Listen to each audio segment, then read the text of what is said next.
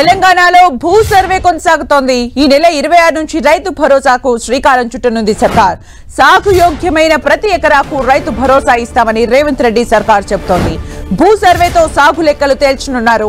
Real estate వెంచర్లు, రాళ్లు, గుట్టలు, ఫామ్ హౌస్ భూములకు రైతు భరోసా ఉండదని ప్రభుత్వం తేల్చి చెబుతోంది. గ్రామం ఒక యూనిట్ గా భూ సర్వే చేస్తున్నారు. పంట సాగు వివరాల్ని క్రాప్ బుకింగ్ యాప్ లో చేర్చనున్నారు. ఈ నెల 21 నుంచి 3 రోజుల పాటు జరగనున్న గ్రామ సభల్లో భూ సర్వే లిస్టును పెట్టనున్నారు అధికారులు. మరిన్ని అప్డేట్స్ మా ప్రతినిధి కొండల్ అందిస్తారు. కొండల్, రైతు భరోసాను అందివ్వాలని చెప్పి ప్రభుత్వం నిర్ణయం తీసుకుంది. ఈ ప్రతి ఎకరాకు 12,000 ఏడాదికి 12,000 రైతు భరోసాను ఇవ్వాలని చెప్పి ప్రభుత్వం నిర్ణయించింది. అయితే దీంట్లో సాగు యోగ్యమైన ప్రతి ఎకరా భూమి కూడా రైతు భరోసా ఇవ్వాలని ప్రభుత్వం నిర్ణయించిన నేపథ్యంలో భూ సర్వే కొనసాగుతుంది. ఇదే లక్ష్యంగా భూ సర్వే కొనసాగుతుంది. అంటే రాష్ట్రంలో ఉన్న సాగు యోగ్యమైన భూమి ఎంత అన్నదే ప్రధానంగా దీని ద్వారా తెలియబోతుంది. గతంలో ప్రధానంగా గత ప్రభుత్వంలో రైతు బంధు స్కీమ్లో అనేక అక్రమాలు జరిగాయి. రాళ్ళు, గుట్టలు, కొండలు ఉన్న భూములకు రైతు బంధు ఇచ్చారు. గవర్నమెంట్ ఆక్యుపేషన్ అంటే భూసేకరణ చేసిన భూములకు కూడా ఇచ్చారు. ఫామ్ హౌస్ భూములకు ఇచ్చారు. రియల్ ఎస్టేట్ వెంచర్లకు ఇచ్చారని చెప్పి ప్రభుత్వం దగ్గర ఇప్పటికే కొన్ని లెక్కలు వచ్చాయి. అయితే దీని ద్వారా ఈ భూ సర్వే ద్వారా పూర్తి స్థాయిలో లెక్కలు బయటికి రాబోతున్నాయి. దీంతో పాటు సాగుయోగ్యమైన భూమి రాష్ట్రంలో ఎంత ఉంది అన్నది కూడా లెక్క తేల్చబోతున్నారు.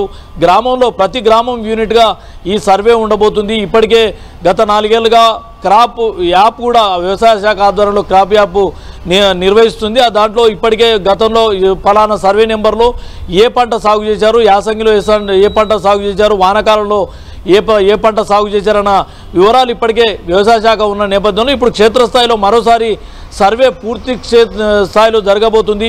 దీంతోపాటు గతంలో వ్యవసాయ భూమిగా చూపిస్తూ రైతు బంధు తీసుకున్న భూములు కూడా ఉన్నాయి. కాబట్టి ఈ సర్వే ద్వారా క్షేత్రస్థాయిలో మండల్ రెవెన్యూ అధికారులు సర్వే చేయబోతున్నారు. పూర్తి స్థాయిలో సాగు యోగ్యమైన భూమి ఎంత ఉంది, ఏ సర్వే నెంబర్లో ఏ పంట సాగు అయిందన్న లెక్కలు తేలితే ఖచ్చితంగా దీంట్లో సాగు చేయని భూములు ఎంత అన్నది కూడా లెక్క తేలబోతుంది. కాబట్టి ప్రధానంగా ఈ రైతు భరోసాకు ఇదొక కీలకమైన సర్వే అని చెప్పుకోవచ్చు.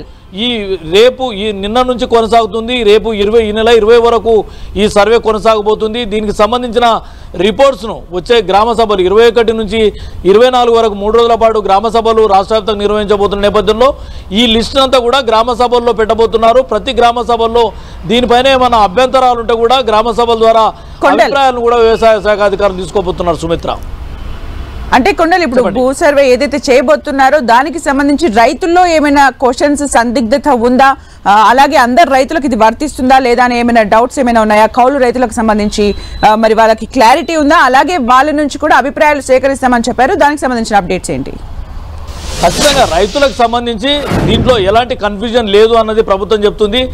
గతంలో ఇప్పటికే గత 4 ఏళ్ళుగా క్రాప్ బుకింగ్ యాప్ అన్నది ఒకటి వ్యవసాయ శాఖ నిర్వహిస్తుంది. అంటే యాసంగిలో, వానాకాలంలో ఏ పంట, ఏ సర్వే నెంబర్లో ఏ పంట సాగు అయిందన్న వివరాలన్నీ కూడా క్రాప్ బుకింగ్ యాప్లో ఆధారాలు ఉన్నాయి. అయితే వీటిని బేస్ చేసుకుంటూ మరోవైపు గతంలో అక్రమాలు జరిగిన అన్న అభిప్రాయంతో ఉన్న నేపథ్యంలో వాటికి సంబంధించిన లెక్కలు కూడా తేల్చడం అధికారులకు కూడా కొంత ఈజీగా అవుతుంది.